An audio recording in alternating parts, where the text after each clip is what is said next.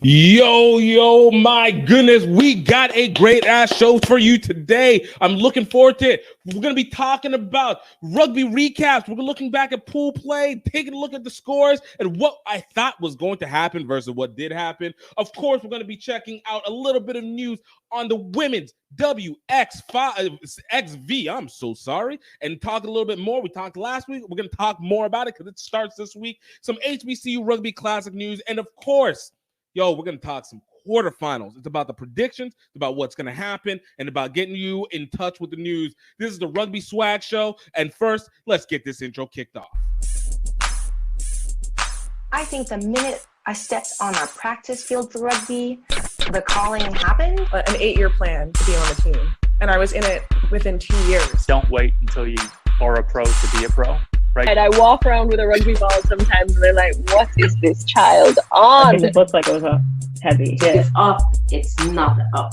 That's the first time I played like professional. I'm making rugby money. How can I make money outside of it? And there was two Scottish guys, and I said, "Oh, you're here for the movie." That rugby is a game for all shapes and sizes, all cultural aspects. He looked at me and he says, "You guys are awesome."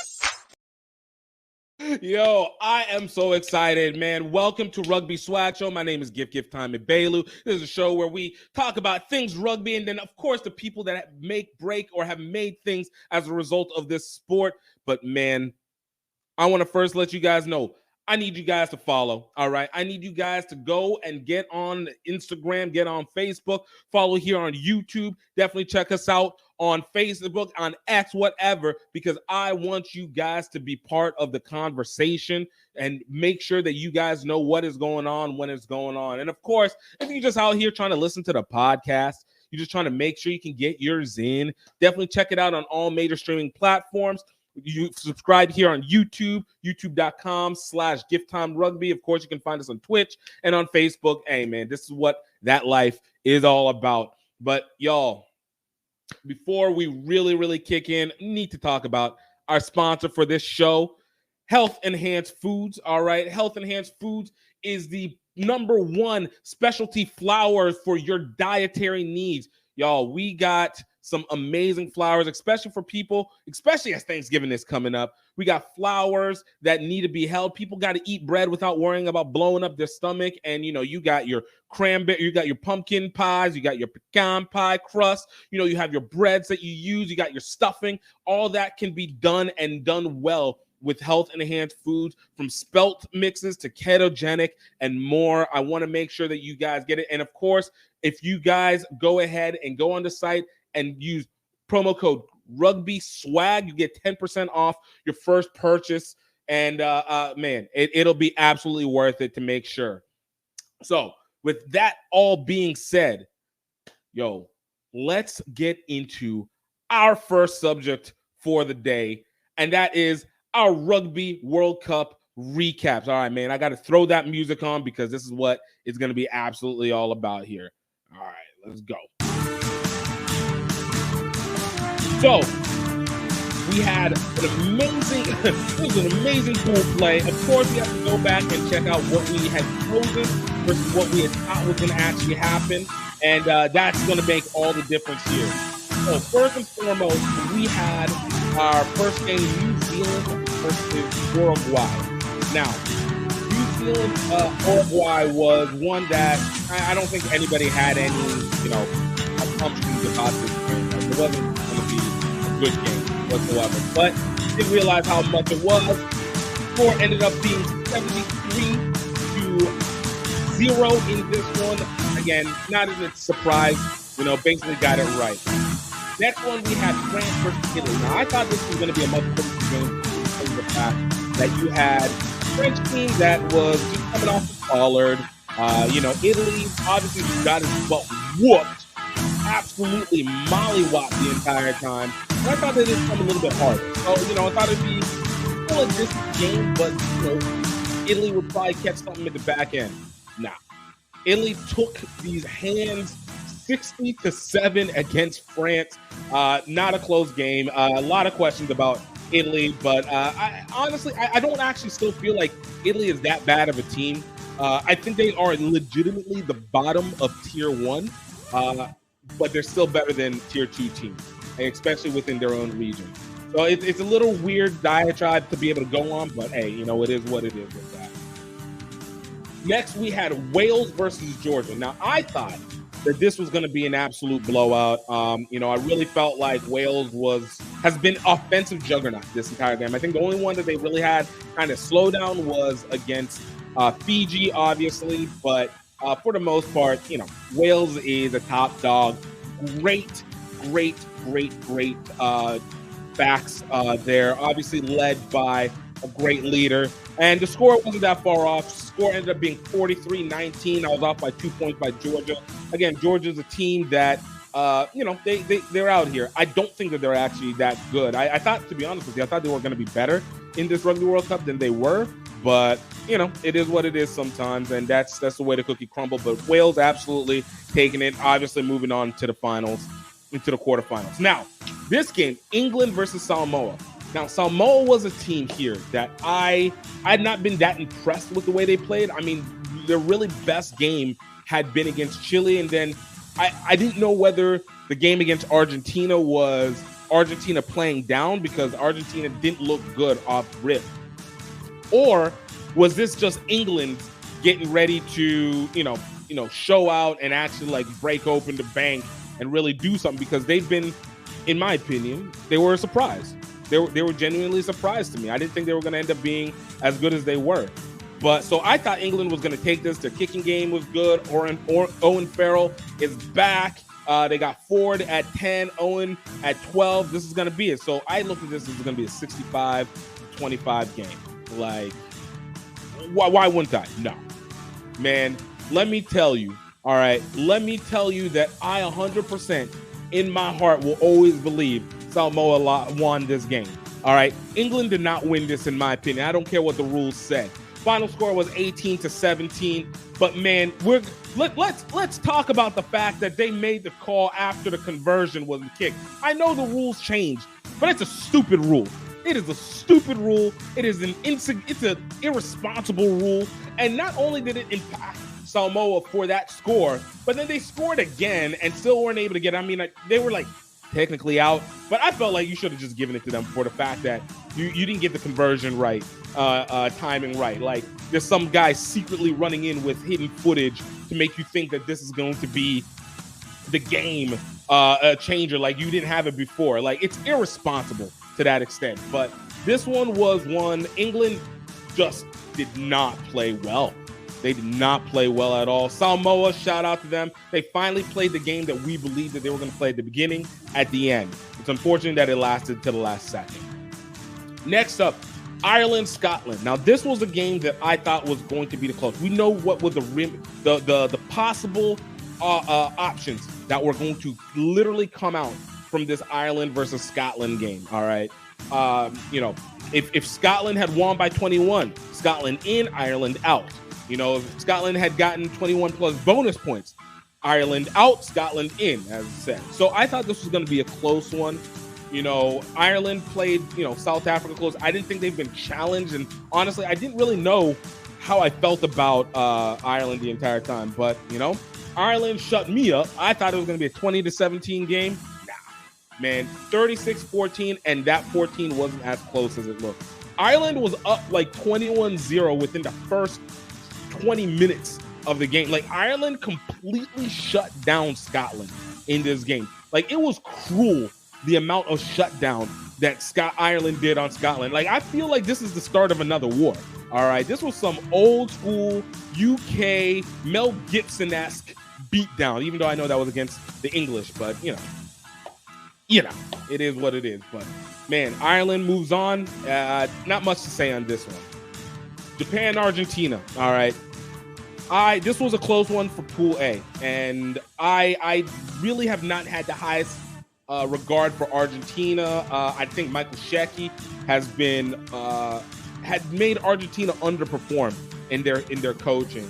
Japan, on the other hand, I thought they were a lot scrappier. I thought they were more fluid over the course of this pool play than Argentina was, and I was looking for them to take the next step, get a second quarterfinals placement, and continue to push their they're set as being another tier 1 team, probably being within that lower end of the tier 1s as opposed to the top end of a tier 2. I think they technically got switched over, but yo, I did think this was going to be close because neither team is particularly that strong, but 15-10 was what I initially predicted.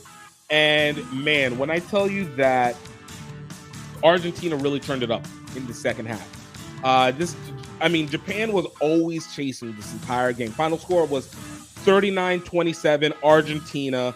And Argentina looked like they just had the firepower. Like, it was almost like they were finally like gathering up the people that they were supposed to have. And they were like, oh, you know what? Maybe we should be playing like that rugby championship team that played against Australia, a few weeks back, like a couple months ago. And let's actually like play like we're supposed to. And they did. Like, they didn't dominate hard, but they kept Japan out of bay each time. It was always just like score 2 steps forward, 1 step back for Japan. 2 steps forward, 1 step back. And you do that enough times, honestly, it's going to end up being what you end up seeing. So, big shout out, Argentina moving on. Tonga, Romania. Honestly, this was a mean-nothing game. This was bottom of the bunch. I call them the battle of the bottoms. Ain't no shit about it. I feel like Tonga is definitely a better team. Romania, obviously, I give them credit for, making it to it. But, I didn't think they were going to really do much. Tonga is a team of heart. Not a good tier 2 team, but they're going to beat another bad tier team. So I thought it was going to be 25-10, probably early scoring for Romania, and then Tonga would just take it away. But no. These guys really went at it. Tonga won 45-24. Romania, great showing. First time in the Rugby World Cup. I hope that they change the rules so that a team like this doesn't get in like that, because they were outmatched and over their heads in everything they do. Tonga, I'm glad that they finally got a good solid win. I'm not going to call them a disappointment because I don't think there was any expectations for them to begin with. But you got to shout out for the islands, man. I love whenever they can get theirs, and made it work. So ended Tonga, Romania, no auto qualifiers. Fiji, Portugal. All right, this was the last game from this past week, and we'd been watching Fiji. Fiji just did a whole struggle against Georgia, right?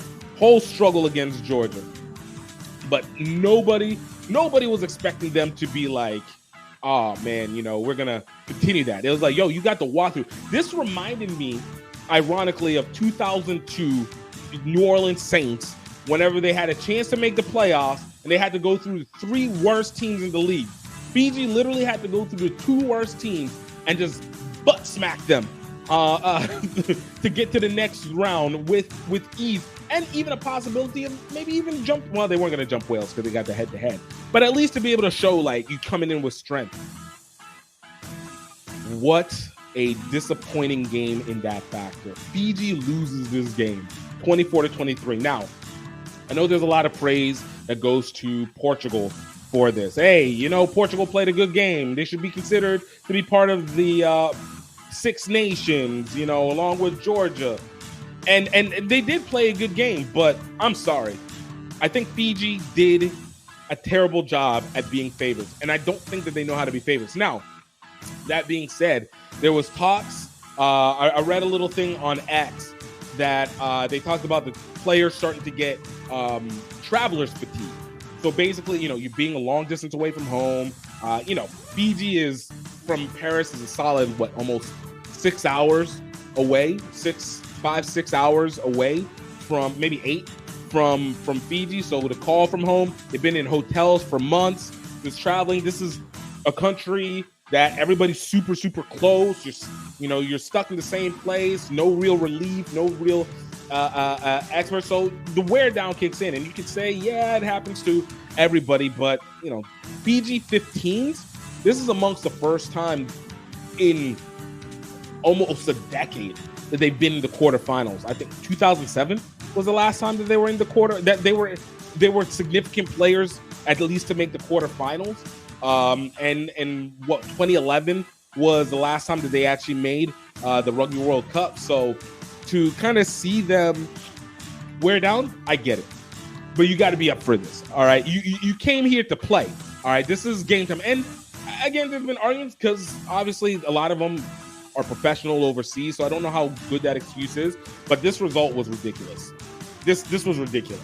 I mean, Fiji thankfully was able to get the quarterfinals points and be able to go on and get just the 1 point they needed to keep over Australia on the head-to-head. But like, this was angering to me because I consider Fiji to be a low tier 1 team when they're allowed to bring in all their players, because in the past they haven't been able to.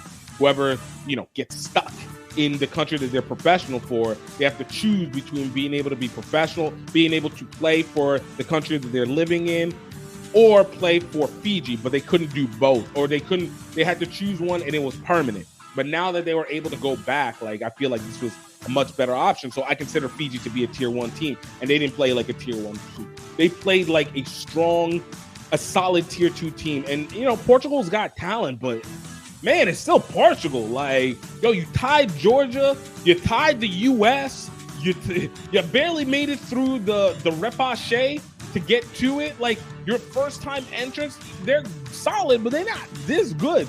So I was disappointed with this whole performance. There was nothing redeeming about it for me, but big congrats. Obviously, Portugal, Georgia are now exited out, and Australia, Fiji, and Wales moved on. But man, we'll talk about that more later. But I was heated during that whole game.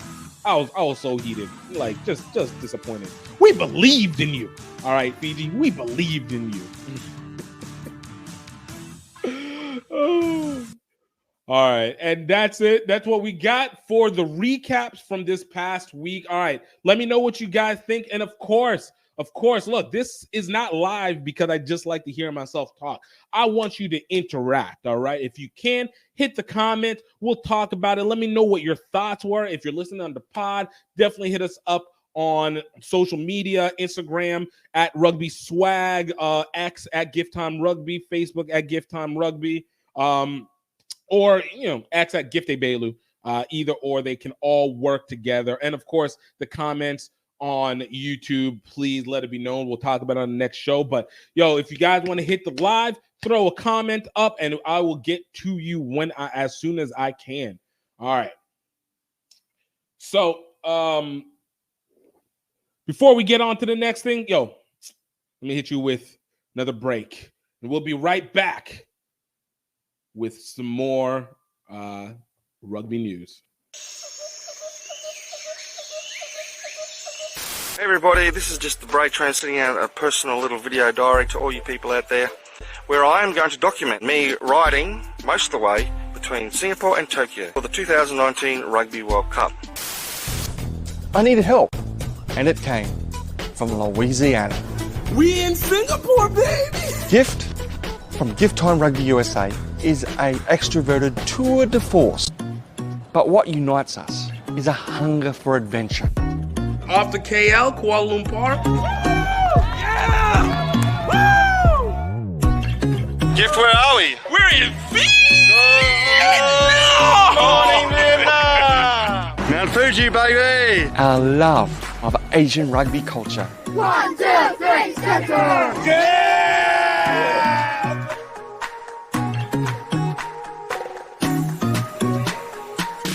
Rugby is starting to develop here in Cambodia for women as well. Valkyries, the mighty Valkyries! We're out here, we're running out of energy, we're running out of money, and we're feeling isolated. And yet at that critical moment, friends, family, sometimes complete strangers come on board. Before you know it, we're back in the game. Tokyo, here we come! Malaysia, Thailand, Cambodia, Vietnam. Watch the full adventure at crugby.vhx.tv. That's C like SEE rugby.vhx.tv. Yo, welcome back. Yo, we got some U.S. rugby news coming up. And I don't know if you guys know, this is a little bit of actually rugby world news as well, too. But we got the WXV tournament that is kicking off this week. All right. USA is going to be down in Cape Town. And let's break this thing down a little bit. But So luckily, I'm going to give them credit. I'm allow them to be able to talk about this versus me because I'm still fully understanding what the WXV tournament is, but I'm going to let them go do their thing, and let's let them explain it before we do. It's all change in women's elite rugby. A new calendar, a new competition, a revolution in the global game. This is WXV. For the first time, a unified 15s calendar will transform the international stage. Every match will count. A stronger, more compelling platform for players, fans, broadcasters, and stakeholders. The World Rugby calendar will be made up with 2 windows. Regional competitions must be completed by the end of July ahead of the 3-level WXV format that will take place in a 4-week period across October and November. Regional competitions will be the only way to qualify for the global phase. What's more, WXV will provide a pathway to Rugby World Cup 2025, with at least the 6 top-ranked non-qualified teams at the end of WXV 2024 qualifying for the tournament. Let's have a look at who's qualified for each of the inaugural WXV format. WXV1 is a cross-pool format which will take place across New Zealand, kicking off in Wellington before heading to Dunedin and then Auckland. There'll be no promotion or relegation for the regional allocations for the first 2 years. The top 3 teams from the Women's Six Nations, England, France and Wales, are joined by the top 3 teams from the World Rugby Pacific 4 Series, New Zealand, Canada and Australia. On to WXV2, which will take place in Cape Town, South Africa. This will be made up of 2 teams from Europe, Scotland and Italy, 1 from Oceania, Samoa, Asia, Japan, and Africa, which will be South Africa, plus the 4th place team in the World Rugby Pacific 4 Series, USA. Crucially, at the end of the tournament, whichever regional position finishes bottom will be relegated to level 3. WXV3 will take place in Dubai and is also played as a cross-pool format made up of 6 teams, 2 from Europe, Spain and Ireland, 1 from Asia, Kazakhstan, Oceania, Fiji, Africa, Kenya, and South America, Colombia. The winning regional position will be promoted to WXV2, while the fate of the bottom regional position will be decided by a playoff in 2024. So there you have it, all the teams qualified for WXV 2023. For the first time in rugby's history, a new, revolutionary women's 15s calendar will align regional and global activities to provide bigger, better and bolder competition than ever before.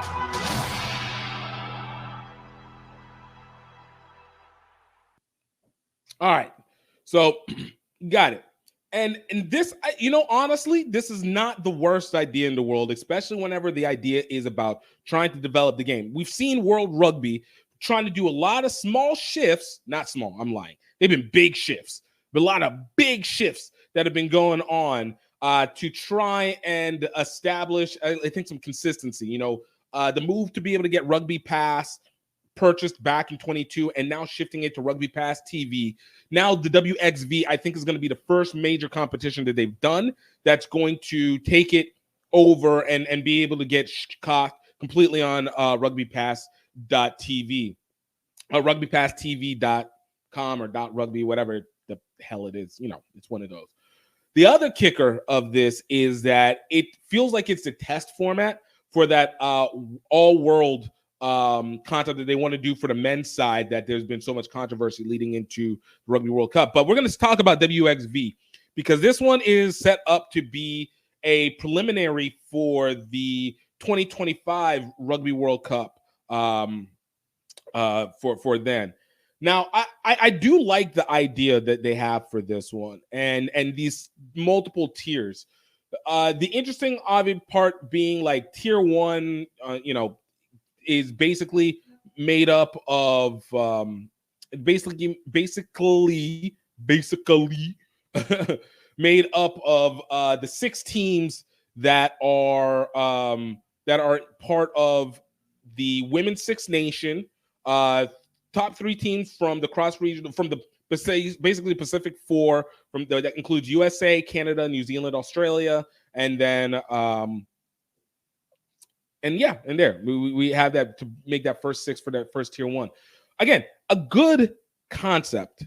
All right, and then the tier 2, same concept, but bringing in Asia and Latin America. And then the tier 3 basically is tier 3 is again another version with 2 teams from Europe, 1 from Asia, 1 from Oceania, New Zealand, Australia, the island for all my American people that don't know it like that, Africa, and then South America. So an opportunity to be able to get everybody some playtime, because I think we really learned after COVID how little playtime has actually been happening and how much we know that already hurts development. But even more so, the ability to be able to create awareness and recognition is really built on the fact that most of these stories, these games, need to be the end story. And if you don't have anything to do and these teams aren't getting the competition they need to warm up and get it in, it ultimately becomes difficult to be able to build up your team and build up interest. Like, you need to see it to do it. Now, I got a whole slew of issues that go with World Rugby when it comes to being able to build up a story leading into a match, but we'll let that happen. We'll talk about that again. That's a side subject. All right, I want to keep it focused on WXV. So this next 2 years they claim. So we're talking about 4-year cycle, 4 seasons leading into the Rugby World Cup. First 2 is not going to be any regulation for the tier 1 of WXV, which initially, whenever I saw that, I was like, that's whack. Like, you scared that the teams aren't going to be able to come compete. But then I just realized that you're also making it where the tier 2 teams are not going to have to get mollywopped by a bottom tier 1 team, arguably. At least for a couple of years, let them warm up and actually get competition. But, I haven't seen any financials for this, so I don't know if there's also that kind of financial game like it would be for, a World Cup, or would be for Champions League, or anything that comes in that format. If there is, then I think it's even more whack that there's not. But I feel like this is one of those, I'm hoping World Rugby is doing this right, that they're trying to let cash prize build. And so that before they have to start doing distribution in terms of deals, and obviously their distributors are going to be Rugby Pass TV, that they're trying to let the advertising and selling of this go first before starting to shift people through. That being said, WV tier 2, WXV tier 3 are all relegation capable. All right. And this is a big deal when it comes to the US. All right. So right now, the US in WXV in, man, I hate saying WXV. Women's 15. All right. We're going to just call it Women's 15. All right. The WXV is too many syllables. All right. In Women's 15s, we got Scotland, Italy, Samoa, Japan, South Africa, and the US that are competing. The US is going to be taking on this month, because it's only for the month, is going to be taking on Samoa, Scotland, and Italy. I don't know why Japan's not inside that and just complete the foursome. Probably might have to bring somebody in to be able to explain this, but I'm going to give you the best that I can. I'm going to give you the best that I can that I learned, all right?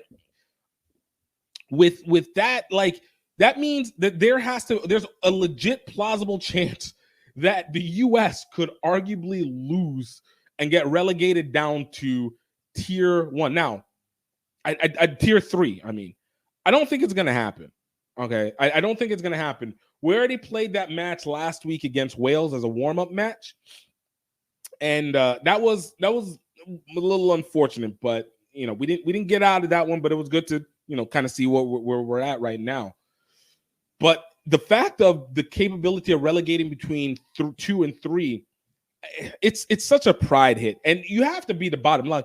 I think the assumption that will come from this is that when it comes to the tier, hold on, let me get this set up right. When it comes to tier 2, Italy, Scotland and Japan are actually pretty legit teams. South Africa has been making a slight come up, You know, they did a great job winning Africa. I think they played a tough game against Kenya. I don't think they actually. I think they beat Kenya. The women beat Kenya, and then Samoa. I'm still learning a little bit more about Samoa. That is a hit or miss team. It feels almost similar to Fiji women's sevens 5 years ago, where they've had their come up, but it took them a couple years to really hit it. But whenever they hit, they were crushing people. I don't think if you guys remember the last Olympics, they were crushing people. Feel like Samoa's in this. Samoa's ranked 15. They're the lowest ranked team in this tier 2. And then, of course, for tier 3, you know, you got Spain, Ireland, Kazakhstan, which is a nice little shocker, Fiji, Kenya, and Colombia. All right. Out of those, I think Ireland is the only one that I think would be able to come up into relegation. But it means who's going down. And then they talk about the playoff for the bottom of women's 15's tier 3. So it's a really interesting format that they're trying to be able to push, to be able to create this world league that will allow us to have almost like a playoff leading into the Rugby World Cup 2025, which I think is better than what we've been using to this point. Because you know what they say, it's not what you think the rankings are, it's what it gets played on the field. So to have this, it goes, but you know, I have fear. So it goes into, now we got USA women down in Cape Town, which is where the tier 2 is going to be played at, and kicking off against Samoa on Saturday, October 15th.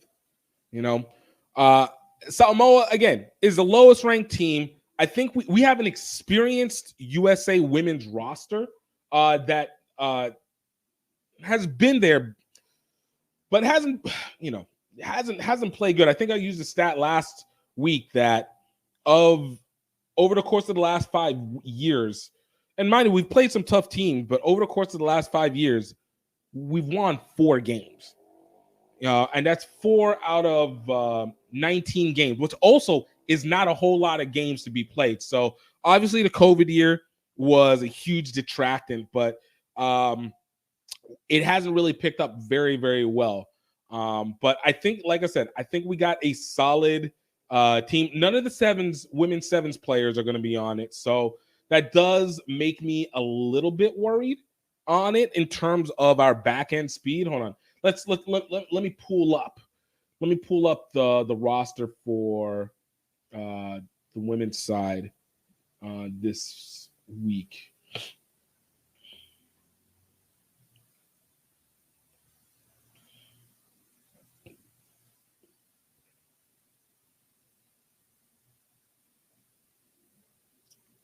Let's.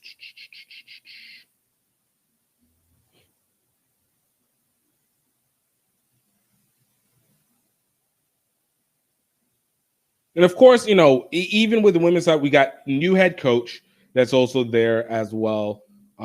So it's an iffy game. So let's see if we can get this pull this up over here.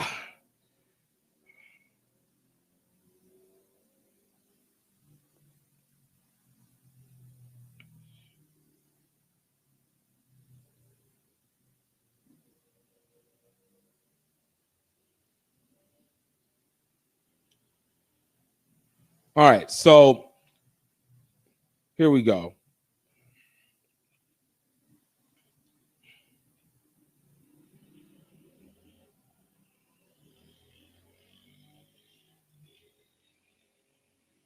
I'm not super versed on the women's side, but I do know some. Like, for instance, Bully. Oh my goodness, why is this not letting me pull this up a little bit better?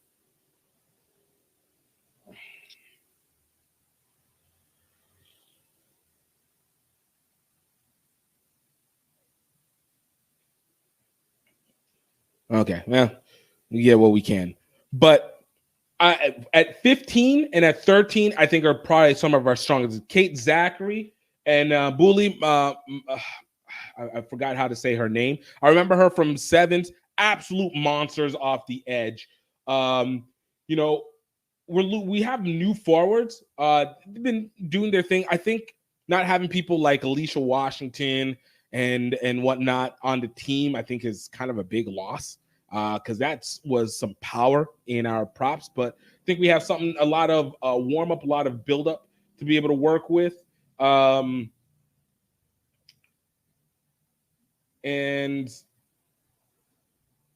yeah, honestly, I think this is such a newer team.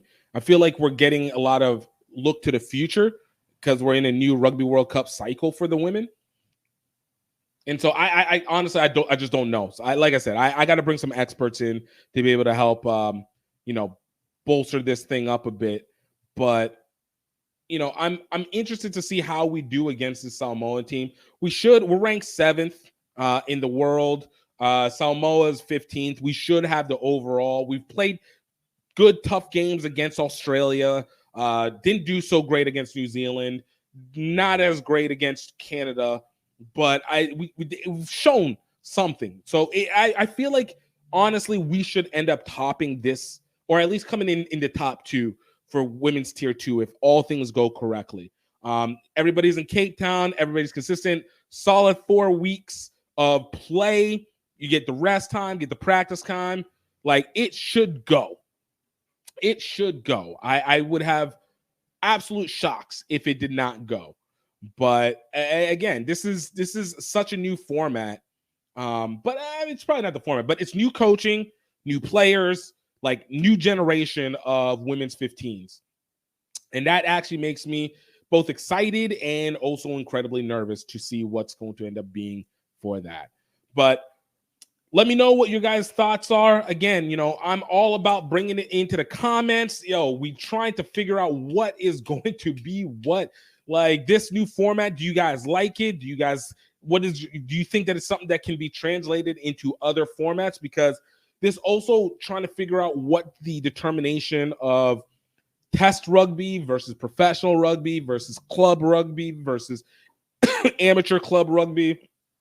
I mean, it creates a whole new mix when it comes to the play calendar, but I'm all about shaking stuff up, and as long as it goes towards the right direction.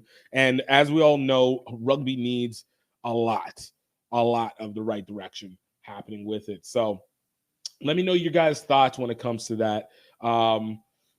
Yeah, take it from there.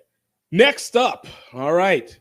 HBCU rugby news. Now, I know you guys know, if you don't know, I'm an HBCU rugby fan, HBCU aficionado. Like, this is HBCU rugby.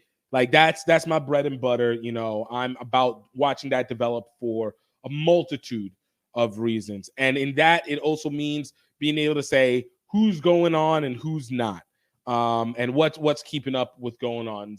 So first and foremost, I want to talk about games that are happening this weekend. We got Prairie View A&M taking on Trinity University of San Antonio. And then we got Howard University women playing York College of Pennsylvania for their first NCR divisional match. Last week, they put a mollywhopping on University. And I'm sorry, not last week, 2 weeks ago. Howard women put a mollywhopping on University of North Carolina, a D1 team. And 2 weeks ago, Prairie View A&M put a mollywhopping on Stephen F. Austin University in both really one-sided 40-plus games. I think Howard was 50-something, and Prairie View A&M was 40-something. Both of these teams are looking at another – I'm looking to expect them to have another big one like that. Like Trinity University is a small college in San Antonio. I consider this warm-ups for the spring itself, because when you're living in the South, it's football season, so most of our 15 season doesn't really kick off until you get into the springtime, wherever there's space and it's warm. But of course, that also clashes with the USA Sevens time or whatever like that. So, I mean, that's that's that. I look at Prairie View A&M and for them to go ahead and just probably run through this team. It's a strong, competitive Prairie View A&M team. I always say go support. You guys can check out more stuff about them at HBCURugbyClassic.com, and as well as Howard University. We have links to where their actual websites are, so to make it easier. Prairie View A&M should be able to run through. Howard University, look, they're beginning their CRAA run. York College of PA, ironically, just last week, 2 weeks ago, Howard University men went to Pennsylvania and played York College of Pennsylvania and absolutely ran through them. So I would look for the women to absolutely do the same thing as well. Look for Cam Holliday for Howard University women. Beast of a player. I expect the Eagles to be looking for that young lady in the next year or so if she wants to play for that next level, because she is fast, big, strong, and talented. All right. Absolutely talented. I can demarcate that because of watching her from the HBCU Rugby Classic. Prairie View A&M, led by alumni Mike Toussaint, led by Captain Craig Dawson. They have been a legitimate competitive force within that lower Texas region, Division II region. And I look for them to continue to keep building up. But I want to keep you guys in the know. Honestly, we don't have any broadcasts, but definitely you guys can go and check out our updates. Like I said, at HBCURugbyClassic.com to know what's going on. But always want to keep it in the know. Always want to keep it in the know. All right. So before we move on to our next subject, I want to bring you guys in on another sponsor for the show today, and that is Green Geeks. Now, I don't know if you guys know much about web hosting, but I'm a strong believer that if you are trying to create a business or you're trying to put together a project, that it is absolutely important that you own your space. You got to own your space, because if you're not owning your own space, you have your time, your projects, your creations at the hand of others. And that's what I feel like social media is. It's your billboard. It's a place where you need to show off stuff, but make sure you have your home. And Green Geeks is there to be able to make sure to help you out with that. Green Geeks is the environmental friendly, cost-effective web host that I use for all my sites. Based off the foundational platform of WordPress, you can make your e-commerce store, you can sell, you can put your products together, make your website. It works for everything, all customizable. And what helps the most is that they have 24/7 customer service. So if you need help, something's broke, if something's missing in your process, they're there to help you. I know I've had to use them so many times, and my sites have been able to maintain and keep up. And on top of that, they give you so much space. They just want you to cook, all right? Russell Wilson might not be able to do it with the Broncos, but you can do it with WordPress. And for you to get your best offer of just less than $5 a month to hold up this server, hit the links in the description below. It's going to be inside the podcast description, YouTube description. And go check out Green Geeks. It helps the show out. And of course, it helps you out so that you can be the best you and make sure that nobody takes away what you have.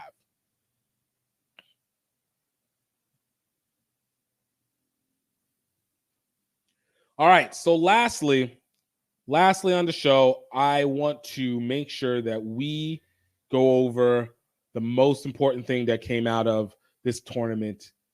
And that is, my goodness, it's time for the knockout stage and knockout stage prediction. Let's talk some rugby knockout stage.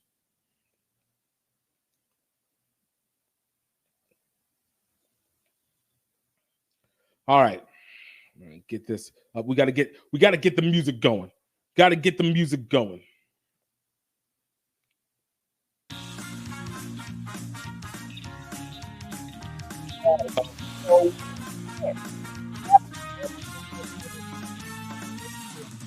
Stages, we are all fully set with everything that we have for the quarterfinals. There is no question about it whatsoever. So, just kick it off. We know. So, it ends up now. We have Wales taking on Argentina for the first bracket of the quarterfinals. Ireland taking on New Zealand. England taking on Fiji. And France taking on South Africa. All right. All of it. I think the only one that I didn't get correct was Argentina, Japan. I thought Japan was going to be into the quarterfinals to take on Wales. Argentina getting it at the last second, as we talked about in the recap. And here we are. Now, I want to talk about some of these predictions that we have going on, because I think a lot of people have been very hit or miss about the pool stage. I know World Rugby tried to send some BS messaging talking about, man, this was one of the most watched pool stages, when the reality is it probably wasn't. There probably was some specific games that were really well taken, but the number of blowouts that happened did not make for a very interesting one. But we're in the quarterfinals, and I expect to see the viewerships go up. So as we get started, let's talk about first game up. Wales versus Argentina. Wales, I said, ended up coming out winning Pool C. And they have been offensively spectacular. All right. And that speaks volumes, because I always say their rugby union is crumbling around them, and they are still staying strong to what they are trying to do. It's hard to be able to take anything from it outside of they have juice right now. Argentina, on the other hand, I think came into this with a lot of high expectations after they destroyed Australia in the Rugby Championships, and then kind of looked at them as a dark horse. Argentina has been popping within 7. We've seen them pop here and there within 15s in the past. Strong forwards, quick backs. It's a solid program. But with that game against England, I think just took us out almost immediately in what they could do. We didn't have the highest expectations. And then when they went up against Samoa, it became kind of like, who are they? They ended up winning that game, but it was way closer. And I think, again, we were like, Samoa's been more disappointing than Argentina's been good. Then you had Argentina versus Chile. And, of course, that was a blowout game. Chile just, first time in the Rugby World Cup. Even though they're neighbors, Argentina is king of South America right now. Uruguay might make that push in the future, but Argentina is king of South America. And absolutely demolished Chile. And then you had Japan versus Argentina. And this was the game that I think was a lot more pivotal in my determination of what I wanted to do with what I believe Argentina is capable. Michael Shika, who used to coach for Australia, he's coaching for Argentina in this one. Like I said, hasn't been the greatest, but what they did against Japan and the resilience and being able to find the holes in Japan's defense and just being able to keep Japan off their toes, and add to that a spectacular kicking game. Argentina's far more formidable than I expected them to be. That being said, this goes back to almost like what we saw with France versus Italy, New Zealand versus Italy. Wales, I think, is just a far superior team. And it's so funny because we know that this quarterfinals is the first time that Northern Hemisphere teams have all gotten the finals for gotten the first spot for the quarterfinals. And in this, I think there's going to be continuing the trend. Northern teams actually really kicking ass right now. I look at this game, and I expected this to be 35-15 game. Wales moving on into the semifinals. Argentina, I think, will play a strong game early, but I don't think they're going to be able to keep up. I think Wales just has too many weapons on their side to be able to fall back. And I think they got the charge of a nation behind them, trying to get ready to do what they need to do. Like, it's tough out here in these streets, bro. Next up, we got Ireland versus New Zealand. This match is everything because it's almost like looking at the future and the past. The last time I think we saw New Zealand and Ireland play was in the U.S. in Chicago. What was this? 2016? 2016, 2017, 2016 and 2017, or 2016 and 2018. And Ireland got the best of New Zealand. And I think this was the beginning of the rise of the empire of the Irish on this one. And Ireland has absolutely dominated. I said earlier, I didn't know what Ireland was, especially after they played South Africa. I don't think that they're necessarily better than South Africa, but they played a better game than South Africa, and that's competition. Sexton, absolutely killing it in the kicking. The substitutions, absolutely demolishing. The depth that Ireland has been remarkable. Who they've added in has been remarkable. Ireland is an island team with an Irish accent in some extent.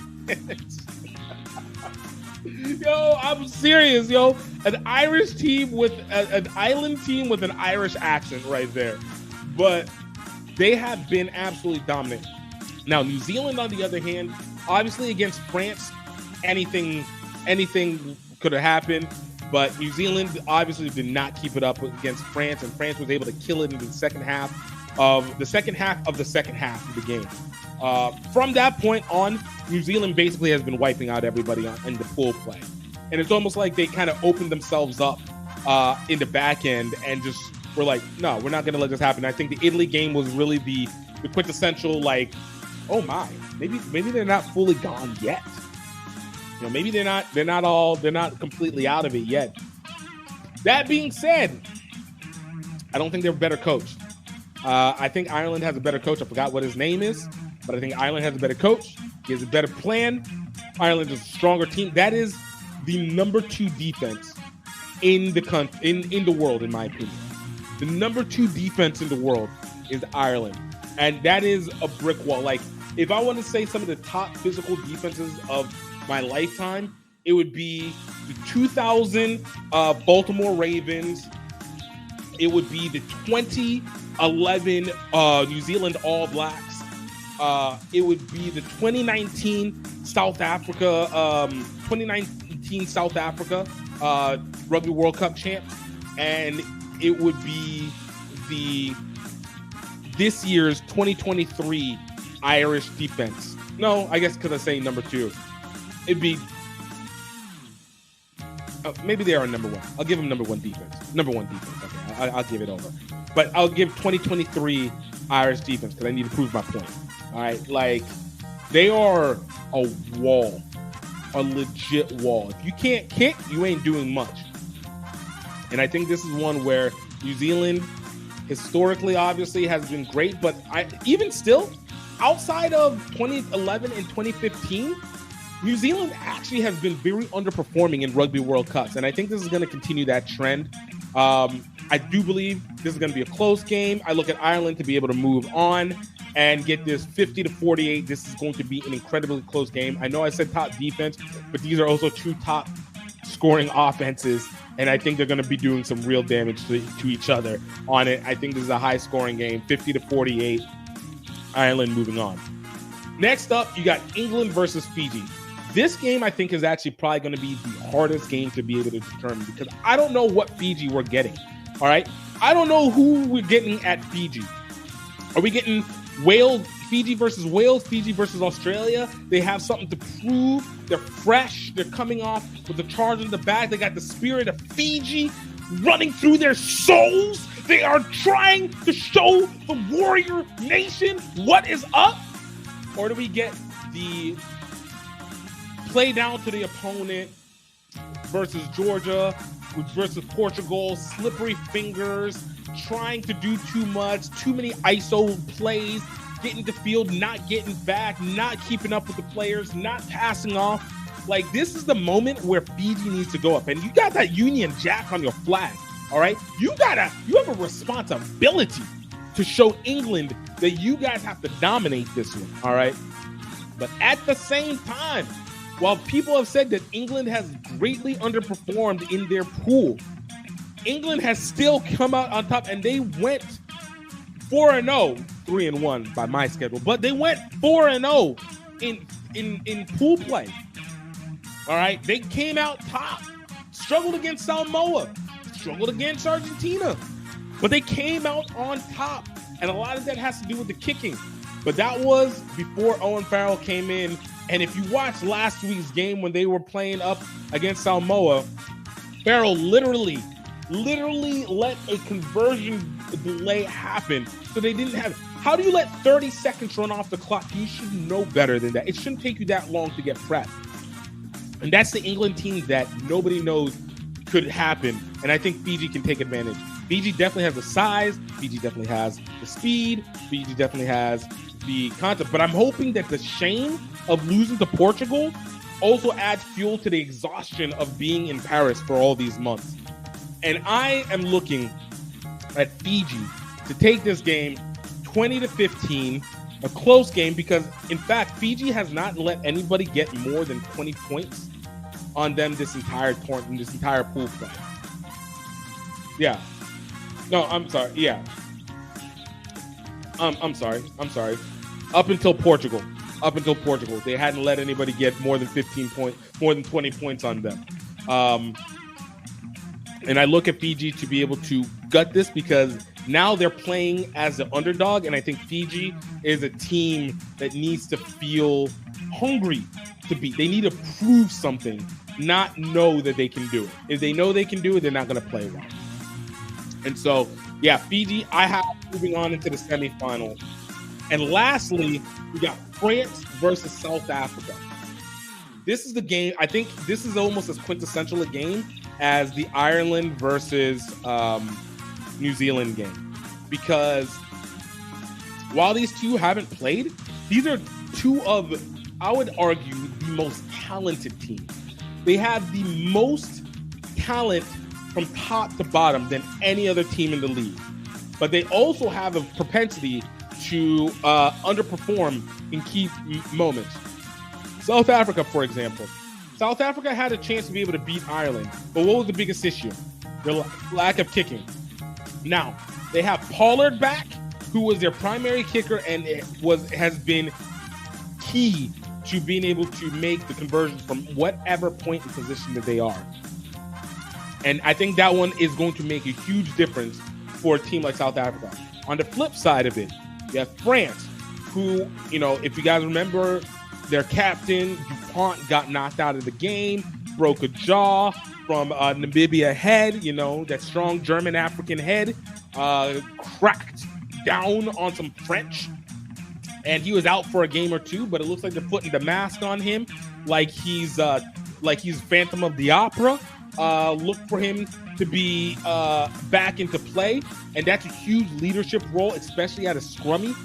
Because that distribution is going to be so key against what is, now I have to say, the second best defense in the world right now in South Africa, because I had to say Ireland is the best. But this defense is like bar none. Like they don't let nothing through. And they have to go. And what even makes it bigger is what's going to be done offensively. South Africa knows how to cut through, and France is going to really have to not choke for once. All right, when it comes key, they've been doing so well. But again, France in big moments. What happened? France is known as the most talented team, thought up to be number one. What happened? Choke against Ireland in the Six Nations. France is always choking when it matters most, but they have a chance to do this. I don't think they're going to do it, though. I think South Africa is a beast. They're on a different kind of beast mode. They are probably the most reckless hitting and running team in this entire competition. And I look at them to be able to take this game 30-27 and moving on to the semifinals, giving us our half and half, our East versus West, or I guess a true North versus South competitions with Wales and Ireland and Fiji and South Africa. I think France as a home team should have a good showing. But it's going to be tough. South Africa played with reckless abandon. And so this is where I got for a semifinals: Fiji, South Africa, Wales, Ireland. But, because I want to give you guys all, and I love setting the predictions early, and we'll see what it goes. I wanted to keep looking forward. Now, I didn't do score predictions for the rest of this, but I wanted to keep it, at least consistent in my who I think is going to win. First and foremost, Ireland versus Wales. I got Ireland. We already saw it once before. And then for South Africa versus Fiji, South Africa. I think this is the best matchup.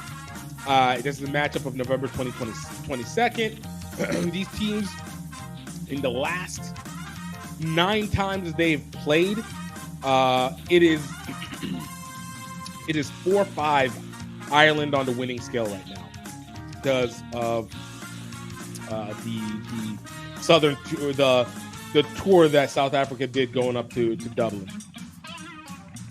But man, this is a great rivalry. This would be a better rivalry than New Zealand South Africa, and I think this is one where it's hard because I would love to see South Africa win and be another repeat and represent for all that talent that resides within this team.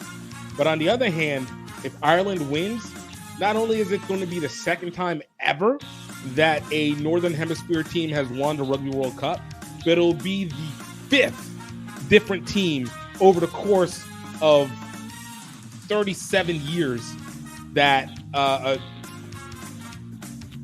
35 years that a team has played in the Rugby World Cup, which is kind of a damn shame, to be perfectly honest with you. I really want it, but I got to stick with my gut.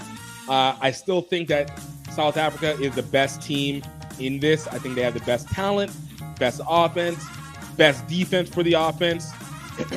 And I look at South Africa to end up getting the win in this game. I don't know what the final score is, but I think it'll be close, and I think this game will be phenomenal, and this is the type of game the Rugby World Cup needs because, legitimately the 2 top teams. Is the 2 top teams that know what they're doing. So let me know what you guys think. Let me know what your thoughts are. Yo, where do you think this is going to happen?